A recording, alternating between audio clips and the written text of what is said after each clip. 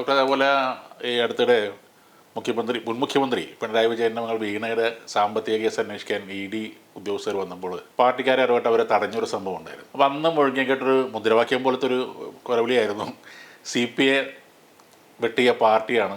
ആ രീതിയിലൊരു ഇതുണ്ടായിരുന്നു. പക്ഷേ CPI വെട്ടിയ പാർട്ടി എന്ന രീതിയിൽ പിന്നീട് അത് സോഷ്യൽ മീഡിയയിലേക്ക് വന്നപ്പോൾ ആൾക്കാരത് കേട്ടത് കൂടുതലും TPI വെട്ടിയ പാർട്ടിയാണെന്നുള്ളതാണ്. ഒരർത്ഥത്തിൽ പറഞ്ഞാൽ രണ്ടുപേരും വെട്ടിയിട്ടുണ്ട്, CPI വെട്ടിയിട്ടുണ്ട്, TPI വെട്ടിയിട്ടുണ്ട്.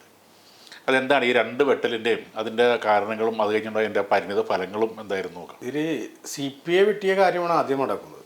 CPI വെട്ടി എന്ന് പറയുന്നത് നമുക്കറിയാം, CP രാമസ്വാമി എന്ന് പറയുന്നത് 1936 മുതൽ 47 വരെ തിരുവിതാംകൂറിൽ ദിവാനായിട്ട് നിന്നിരുന്ന ആളാണ്.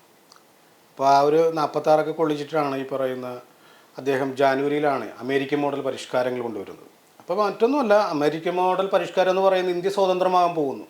സ്വതന്ത്രമാകുമ്പോൾ ആ സ്വാതന്ത്ര്യത്തോട് ബന്ധപ്പെട്ടുണ്ടാകുന്നൊരു കൂട്ടായ്മ, അതാണല്ലോ ഇന്ത്യ എന്ന് പറയുന്നത്. അതായത് രാജകീയ ഭരണാധികാരങ്ങളെല്ലാം തകർന്ന് ഇല്ലായ്മ ചെയ്തുകൊണ്ട് ഒരു ജനാധിപത്യ സംവിധാനം വരുന്നു. അപ്പോൾ ഇത് ഈ ജനാധിപത്യ സംവിധാനത്തിൻ്റെ ഭാഗമായിട്ട് തിരുവിതാംകൂറും സ്വാഭാവികമായിട്ട് ചേരേണ്ടതുണ്ട്. അപ്പോൾ അങ്ങനെ ചേരേണ്ടതില്ല എന്ന് ദിവാൻ ഒരു തീരുമാനമെടുക്കുകയാണ്. അതാണ് അമേരിക്കൻ മോഡൽ എന്ന് പറയുന്ന സംഭവം. അപ്പോൾ അതായത് ഇവർ പറഞ്ഞു വെക്കുന്നത് പൂർണ്ണമായിട്ടുള്ള ഇന്ത്യ എന്ന് പറയുന്ന സ്വാതന്ത്ര്യം മുമ്പുണ്ടായിരുന്നൊരു ഇന്ത്യയുണ്ട്. ആ ഇന്ത്യ അതേപടി നിൽക്കുകയാണെങ്കിൽ ഞങ്ങളതിൽ ചേരാം. പാകിസ്ഥാനെ വിഭജിക്കുമ്പോൾ സ്വാഭാവികമായിട്ടും അത് പൂർണ്ണമായിട്ടുള്ളൊരു ഇന്ത്യയല്ല. അതുകൊണ്ട് തന്നെ അതിൽ ഞങ്ങൾ ചേരാനും താല്പര്യമില്ല. മാത്രമല്ല, അത്തരമൊരു ഇന്ത്യ രൂപീകരിക്കപ്പെടുമ്പോൾ അതിനോടനുബന്ധിച്ചുണ്ടാകുന്ന നിയമനിർമ്മാണ സഭയോ അല്ലെങ്കിൽ അതിനോടനുബന്ധിച്ചുണ്ടാകുന്ന സഭകളുണ്ട്, അല്ലെങ്കിൽ നിർമ്മാണത്തോട് ബന്ധപ്പെട്ട് അതിലൊന്നും തന്നെ തിരുവിതാംകൂർ പങ്കെടുക്കില്ല എന്നും നിഷ്പക്ഷതയോടെ നിലനിൽക്കും. അതായത് ഒരു സന്ധിയുടെയോ അല്ലെങ്കിൽ ഒരു പാക്റ്റിൻ്റെയോ അടിസ്ഥാനത്തിൽ ഈ ഇന്ത്യ എന്ന് പറയുന്ന ഒരു ജനാധിപത്യ സംവിധാനത്തിൻ്റെ ഭാഗമായിട്ടുള്ള ഒരു സ്വതന്ത്ര രാഷ്ട്രമാണെന്നുള്ളതാണ് സർ CP മുന്നോട്ട് വെക്കുന്നത്. അപ്പോൾ സർ CPയോട് ബന്ധപ്പെട്ട് വരുന്ന ഈ ഒരു ആശയങ്ങൾ നിലനിൽക്കുന്ന സമയത്ത് തന്നെയാണ് പുന്നപ്ര വയലാർ സമരം നടക്കുന്നത്. അപ്പോൾ അതിനോടനുബന്ധിച്ചുണ്ടാകുന്ന വെടിവയ്പ് എന്ന് പറയുന്നത് അന്ന് ഈ നമ്മുടെ മഹാരാജാവെന്ന് പറയുന്നത് ശ്രീ ചിത്തിരതിരുനാൾ മഹാരാജാവാണ്. അപ്പോൾ അദ്ദേഹത്തിൻ്റെ ജന്മദിനത്തോട് ബന്ധപ്പെട്ടാണ്, അല്ലെങ്കിൽ ആ ഒരു ദിവസത്തിലൊക്കെ തന്നെയാണ് ഈ വെടിവയ്പ് ഉണ്ടാകുന്നത്. അപ്പോൾ അതിനോടനുബന്ധിച്ചുണ്ടാകുന്ന കുറേ കാര്യങ്ങളുണ്ട്. ആ കാര്യങ്ങളോട് അനുബന്ധിച്ചിട്ടാണ് KCS മണി എന്ന് പറയുന്ന ആളെന്ന് പറയുന്നത് റെവല്യൂഷണറി സോഷ്യലിസ്റ്റ് പാർട്ടി എന്ന് പറയുന്ന ഒരു കമ്മ്യൂണിസ്റ്റ് പാർട്ടിയുടെ മറ്റൊരു ഘടകമാണ്. അപ്പോൾ അതിനോടനുബന്ധിച്ചിട്ടുണ്ടാകുന്ന ഒരു പ്രവർത്തകനാണ്. അപ്പോൾ ഈ റെവല്യൂഷണറി സോഷ്യലിസ്റ്റ് പാർട്ടി എന്ന് പറയുന്നത് 1940 രൂപീകരിക്കുന്നത്.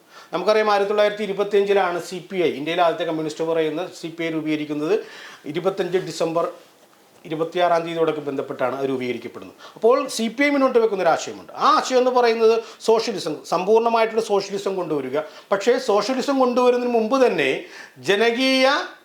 ജനാധിപത്യ വിപ്ലവം ഉണ്ടാകണമെന്നും അതിലൂടെ സോഷ്യലിസം ഉണ്ടാകണമെന്ന് ആഗ്രഹിച്ചവരാണ്. അപ്പോൾ KCS മണിയോട് ബന്ധപ്പെട്ട് വരുന്ന RSPയുടെ ഒരു കാഴ്ചപ്പാടാണ്. അവരുടെ കാഴ്ചപ്പാടെന്ന് പറയുന്നത് അതായത് സോഷ്യലിസമാണ്. അതിനുവേണ്ടി കാത്തിരിക്കാൻ സമയമില്ല, ദ്രുതഗതിയിലുള്ള സോഷ്യലിസം ഉണ്ടാക്കുക എന്നുള്ളതാണ്. അപ്പോൾ അതിൻ്റേതായിട്ടുള്ള ആശയങ്ങൾ എന്ന് പറയുന്നത് ബംഗാളിനോട് ബന്ധപ്പെട്ട് വരുന്ന അനുശീലന സമിതി, അതുപോലെ തന്നെ കൊളോണി ശക്തികളുണ്ട്, അവർക്കിത് രൂപപ്പെട്ടിട്ടുള്ള ബംഗാളിനോട് ബന്ധപ്പെട്ട് രൂപപ്പെട്ടിട്ടുള്ള അവിടുത്തെ സായുധ സംഘങ്ങളുണ്ട്, കമ്മ്യൂണിസ്റ്റ് ആശയങ്ങളോട് ബന്ധപ്പെട്ട് സായുധ സംഘങ്ങളുണ്ട്. അതിനോടനുബന്ധിച്ചിട്ടാണ് കേരളത്തിൽ ഈ പറയുന്ന ഒരു പ്രവർത്തനമായിട്ട് നിൽക്കുന്ന ഒരാളാണ് KCS മണി എന്ന് പറയുന്നത്.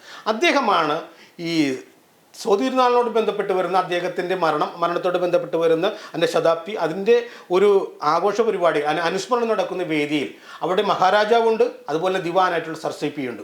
അപ്പോൾ അവിടെ നടക്കുന്ന ഒരു സംഗീത വിരുന്നിനോടനുബന്ധിച്ച് അത് കഴിഞ്ഞതിന് ശേഷം സർ CP കാറിൽ കയറാൻ വേണ്ടി അതിൻ്റെ സമീപത്തേക്ക് പോകുമ്പോഴാണ് ഈ മണി എന്ന് പറയുന്ന കമ്മ്യൂണിസ്റ്റ് പ്രവർത്തകൻ അദ്ദേഹത്തെ വെട്ടുന്നത്. ആദ്യത്തെ വെട്ടെന്ന് പറയുന്നത് കഴുത്തിലാണ് വെട്ടുന്നത്. അപ്പോൾ അത് ഷാൾ ധരിച്ചിട്ടുണ്ട്. രണ്ടാമത്തെ വെട്ടെന്ന് പറയുന്നത് ഇടത് ഭാഗത്തെ കവിളിൻ്റെ താഴെയിലാണ്. അപ്പോൾ കവിള് ഇങ്ങനെ മുറിഞ്ഞ് നല്ലോണം തൂങ്ങുന്നുണ്ട്. പിന്നെ അപ്പോൾ തന്നെ കറണ്ട് പോകുന്നു. പിന്നീടും അദ്ദേഹത്തെ വെട്ടിയെന്നാണ് പറയുന്നത്. പിന്നീട് അദ്ദേഹം അവിടെ നിന്ന് അപ്രത്യക്ഷനാവുകയാണ്. അപ്പോൾ നമ്മളിവിടെ മനസ്സിലാക്കേണ്ട കാര്യം എന്ന് പറയുന്നത് ഒരു ജനാധിപത്യ സംവിധാനത്തിനകമേ നിലനിൽക്കേണ്ടതില്ലെന്ന് വാശി പിടിച്ച ഒരു ദിവാനായിരുന്നു സർ CP എന്ന് പറയുന്നത്. സർ CP ഇത്തരം ഒരു ആശയം നിലനിർത്താൻ വേണ്ടി, അതായത് ഒരു സ്വതന്ത്ര രാജ്യമായിട്ട് നിലനിൽക്കേണ്ടതുകൊണ്ട് ഒരു ആശയം നിലനിർത്തുമ്പോൾ അതിൻ്റേതായിട്ടുള്ള കാര്യങ്ങളെ മുന്നോട്ട് കൊണ്ടുപോകുന്നതിൻ്റെ ഭാഗമായിട്ട് കാശ്മീരിൽ എന്ന് പറയുന്ന രാജാക്കന്മാരോടും ഹൈദരാബാദിലെ നിസാമിനോടും ഇദ്ദേഹം ആശയവിനിമയം നടത്തുന്നുണ്ട്. അതായത് ഇന്ത്യ എന്ന് പറയുന്ന ഒരു ജനാധിപത്യ സംവിധാനത്തെ തകർക്കാൻ വേണ്ടി അല്ലെങ്കിൽ അതിന് ഇല്ലായ്മ ചെയ്യാൻ വേണ്ടി ആഗ്രഹിച്ച ഒരു വക്താവായിരുന്നു ഈ പറയുന്ന സർ CP എന്ന് പറയുന്നത്. നമ്മൾ മനസ്സിലാക്കേണ്ടത് സർ CP എന്ന് പറയുന്ന ഒരാൾ ഇന്റർനാഷണൽ കോൺഗ്രസിന്റെ സെക്രട്ടറി ആയിരുന്നു. ജവഹർലാൽ നെഹ്റു സെക്രട്ടറി ആയിരിക്കുമ്പോൾ ഈ പറയുന്ന ഇദ്ദേഹം അതിൻ്റെ ജോയിന്റ് സെക്രട്ടറി ആയിട്ട് ഇരുന്നിട്ടുണ്ട്. അതായത് സ്വാതന്ത്ര്യ സമരത്തോടനുബന്ധിച്ച് പ്രവർത്തിച്ചിട്ടുള്ള ഒരു വക്താവാണ്. ദിവാനായി മാറുമ്പോൾ ആ സ്വാതന്ത്ര്യ സമരത്തോട് അനുബന്ധിച്ചുണ്ടാകുന്ന അതുവരെ ഉണ്ടായിരുന്ന കാഴ്ചപ്പാടുകൾ നിരാകരിച്ചുകൊണ്ട് ഒരു സ്വതന്ത്ര രാജ്യമായിട്ട്, അതായത് ജനാധിപത്യ സംവിധാനത്തെ വേണ്ട എന്ന് പറഞ്ഞുകൊണ്ട് അമേരിക്കൻ മോഡൽ പരിഷ്കാരങ്ങളുടെ പുറകിൽ സഞ്ചരിച്ചുകൊണ്ട് ഒരു ജനാധിപത്യ വ്യവസ്ഥിതിയെ ഇല്ലായ്മ ചെയ്യാൻ ശ്രമിക്കുന്നത്. അപ്പോൾ ആ ഒരു വക്താവിനെയാണ് കമ്മ്യൂണിസ്റ്റ് പാർട്ടിയോട് ബന്ധപ്പെട്ട് വരുന്ന മണി വെട്ടുന്നത്. അപ്പോൾ അതിനോടനുബന്ധിച്ച് ആണ് അദ്ദേഹം ഇവിടുന്ന് പാലായനം ചെയ്യുന്നത്, സർസിപ്പി ഇവിടുന്ന് പാലായനം ചെയ്യുന്നു. അതിൻ്റെ ഭാഗമായിട്ട് തന്നെയാണ് ഈ പറയുന്ന ചിത്തിര തിരുനാൾ എന്ന് പറയുന്ന മഹാരാജാവും അദ്ദേഹത്തോടനുബന്ധിച്ചുണ്ടാകുന്ന ഒരു രാജകുടുംബം ഇന്ത്യൻ യൂണിയനോട് ബന്ധപ്പെട്ട് വരുന്ന അതിൻ്റെ ഭാഗമായിട്ട് മാറുന്നത്. അപ്പോൾ ഒരു വെട്ട്, അതായത് സർസിപ്പിയോട് അനുബന്ധിച്ചുണ്ടെന്ന ആദ്യത്തെ വെട്ടെന്ന് പറയുന്നത് ഇന്ത്യ എന്ന് പറയുന്ന അതിൻ്റെ ശക്തിയെ രൂപീകരിക്കുന്നതിൽ വലിയൊരു പ്രാധാന്യത്തോടാണ് സംഭവിച്ചിട്ടുള്ളത്. അല്ല എങ്കിൽ CPയോട് ബന്ധപ്പെട്ട് നിലനിൽക്കുന്ന ഈ തിരുവിതാംകൂറിലെ ഒരു വിഭാഗമുണ്ട്. ആ വിഭാഗങ്ങൾ ഒരു പ്രത്യേക രാജ്യമായിട്ട് നിലനിൽക്കുമ്പോൾ രാജ്യത്തിനകത്ത് തന്നെ മറ്റൊരു ശക്തി വളർന്നു വരുമ്പോൾ സ്വാഭാവികമായിട്ടും ഒരു ജനാധിപത്യ സംവിധാനം തകർക്കപ്പെടാനുള്ള സാഹചര്യം കൂടുതലാണ്. അപ്പോൾ ആ ഒരു അവസ്ഥ ഇല്ലായ്മ ചെയ്യാൻ CPയുടെ വെട്ട് ഉപകരിച്ചിട്ടുണ്ടെന്ന് തന്നെയാണ് നമ്മൾ മനസ്സിലാക്കുന്നത്. അപ്പോൾ കമ്മ്യൂണിസ്റ്റ് പാർട്ടിയോട് ബന്ധപ്പെട്ട് വരുന്ന ഒരു ആശയം, അതായത് ഒരു ജനാധിപത്യ സംവിധാനത്തെ നിലനിർത്താൻ വേണ്ടി കമ്മ്യൂണിസ്റ്റോട് ബന്ധപ്പെട്ട് വരുന്ന അതിൻ്റെ പോരാളികൾ നിലനിന്നിട്ടുണ്ടെന്നാണ് പറഞ്ഞു വെക്കുന്നത്. അതിൻ്റെ ഭാഗമായിട്ട് തന്നെയാണ് AK ആൻ്റണി ആഭ്യന്തരമന്ത്രി ആയിരിക്കുന്ന കാലഘട്ടത്തിൽ ഈ പറയുന്ന മണിയുടെ അർദ്ധകായ പ്രതിമ അദ്ദേഹത്തിൻ്റെ നാടായിട്ടുള്ള ഈ അമ്പലപ്പുഴ സ്ഥാപിച്ചിട്ടുള്ളത്. അപ്പോൾ ഒരു വെട്ടെന്ന് പറയുന്നത് ഇന്ത്യയെ സംബന്ധിച്ച് ആ ഒരു വ്യക്തിയെ കൊല്ലാൻ ശ്രമിച്ചു, അത് വെട്ടെന്ന് പറയുന്നത് നമുക്ക് ഒരു മനുഷ്യനെ കൊല്ലാൻ ശ്രമിച്ചു എന്ന് പറയുന്നത് തെറ്റ് തന്നെയാണ്. പക്ഷേ രാജ്യത്തിൻ്റെ ഒരു ഐക്യപ്പെടലിലേക്ക് അതിന് ആ ഒരു വെട്ട് മാറിയിട്ടുണ്ടെന്നാണ് പറഞ്ഞു വെക്കുന്നത്. മറിച്ച് ഈ പറഞ്ഞു വെക്കുന്ന TPയോട് ബന്ധപ്പെട്ട് വരുന്നൊരു വെട്ടുണ്ട്.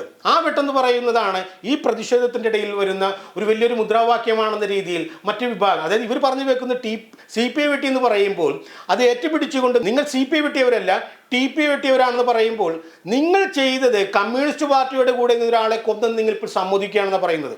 നമുക്കറിയാം 2009 ഈ TP ചന്ദ്രശേഖരൻ എന്ന് പറയുന്ന ഒരാൾ ഈ കമ്മ്യൂണിസ്റ്റ് പാർട്ടിയിൽ നിന്ന് മാറിക്കൊണ്ട് പുതിയൊരു പാർട്ടി ഉണ്ടാക്കുന്നത്. അപ്പോൾ ആ പാർട്ടിയോടെല്ലാം ബന്ധപ്പെട്ട് വരുമ്പോൾ 2012 അദ്ദേഹത്തെ ഈ വാടക കൊലയാളി ഉപയോഗിച്ചുകൊണ്ട് ഈ കമ്മ്യൂണിസ്റ്റ് പാർട്ടിയോട് ബന്ധപ്പെട്ടവരാണെന്ന് പറയുന്ന ഒരു വിഭാഗം കൊല്ലുന്നത്. അപ്പോൾ കമ്മ്യൂണിസ്റ്റ് പാർട്ടി ഇതിനെ നിരാകരിക്കുന്നുണ്ടെങ്കിലും കമ്മ്യൂണിസ്റ്റ് പാർട്ടിയോട് അനുഭാവമുള്ള പല വക്താക്കളും ഇതിൻ്റെ ഭാഗമായി പ്രവർത്തിച്ചു എന്നുള്ള കാര്യം ഈ ജനങ്ങൾക്കെല്ലാം അറിയാവുന്നതാണ്. അപ്പോൾ 51 വെട്ടെന്ന് പറയുന്നത് 51 വയസ്സുള്ള TP ചന്ദ്രശേഖരനെ 51 വെട്ടിലൂടെ കൊന്നെന്ന് പറയുമ്പോൾ 51 ആഴത്തിലുള്ള മുറിവുകളുണ്ടായെന്ന് പറയുന്നത്. 51 വർഷം ജീവിച്ചവൻ ഓരോ വർഷത്തിന് അവൻ്റെ ശിക്ഷ എന്ന രീതിയിലാണ് ഓരോ വെട്ടിനെ നമ്മൾ കണക്കാക്കേണ്ടത്. അപ്പോൾ ആ വെട്ടിനെ അതിനെ വലിയ ഒരു മഹത്തരമായൊരു പ്രവൃത്തിയായിട്ട് കൊണ്ടാടുന്ന കമ്മ്യൂണിസ്റ്റുകളുണ്ട്. അപ്പോൾ ആ കമ്മ്യൂണിസ്റ്റുകൾ ആ വെട്ടിനെ ഒരു മഹത്തരമായിട്ട് കണക്കാക്കുമ്പോൾ കമ്മ്യൂണിസ്റ്റ് ആശയത്തോട് ബന്ധപ്പെട്ട് വരുന്ന വിഭാഗങ്ങൾ ചെയ്യുന്നത് തെറ്റാണെന്നും കമ്മ്യൂണിസം വിമർശിക്കപ്പെടുകയാണെന്ന ഒരു ധാരയിലേക്ക് ഇത്തരം വെട്ടുമാറിയിട്ടുണ്ട്. ആദ്യത്തെ CP രാമസ്വാമിയോട് അനുബന്ധിച്ചുണ്ടാകുന്ന ഒരു വെട്ട് ഇന്ത്യ എന്ന് പറയുന്ന രാഷ്ട്രീയ വ്യവസ്ഥയെ ഊർജ്ജപ്പെടുത്താൻ സഹായിച്ചപ്പോൾ കമ്മ്യൂണിസ്റ്റ് പാർട്ടിയോട് ബന്ധപ്പെട്ട് 2012 ഒരു കൊലപാതകം കേരളത്തിൽ കമ്മ്യൂണിസ്റ്റ് പാർട്ടിയുടെ മുഖച്ഛായക്ക് തന്നെ ഒരു പ്രഹരമായിട്ടാണ് മാറിയിട്ടുള്ളത്. അപ്പോൾ നമ്മൾ മനസ്സിലാക്കേണ്ടത് ഒരാളെ കൊല്ലാൻ വേണ്ടി ഇത്രയും മൃഗീയമായ രീതിയിൽ കൊലപാതകം നടത്തിയിട്ടും അതിനെ തള്ളിപ്പറയാൻ പാർട്ടി തയ്യാറായിട്ടുണ്ടോ? പാർട്ടി പറയുന്നത് ഞങ്ങളല്ല എന്ന് പറയുമ്പോഴും പാർട്ടിയോട് അനുഭാവമുള്ളവർ, പാർട്ടിയോട് ചേർന്ന് നിൽക്കുന്നവർ അതിൻ്റെ ആ കേസോട് ബന്ധപ്പെട്ട് പ്രവർത്തിച്ചുണ്ടെന്ന് മനസ്സിലാക്കുമ്പോൾ ഈ വെട്ടിനെ പാർട്ടി അംഗീകരിക്കുന്നുണ്ടെങ്കിൽ അല്ലെങ്കിൽ ഈ പാർട്ടിയെ തള്ളിക്കളയുന്നില്ലെങ്കിൽ ഈ പാർട്ടിയുടെ അല്ലെങ്കിൽ കമ്മ്യൂണിസ്റ്റ് പാർട്ടിയുടെ തകർച്ചയ്ക്ക് ആക്കം കൂട്ടിയ ഒരു വെട്ടായിട്ടാണ് ഈ TP ചന്ദ്രശേഖരൻ്റെ ഈ മരണത്തെയും അതിനോടനുബന്ധിച്ച് ഇപ്പോൾ പറയപ്പെടുന്ന ഈ ഒരു വെട്ടിനെ നമുക്ക് കണക്കാക്കാൻ പറ്റുമെന്നാണ് നമ്മൾ മനസ്സിലാക്കുന്നത്.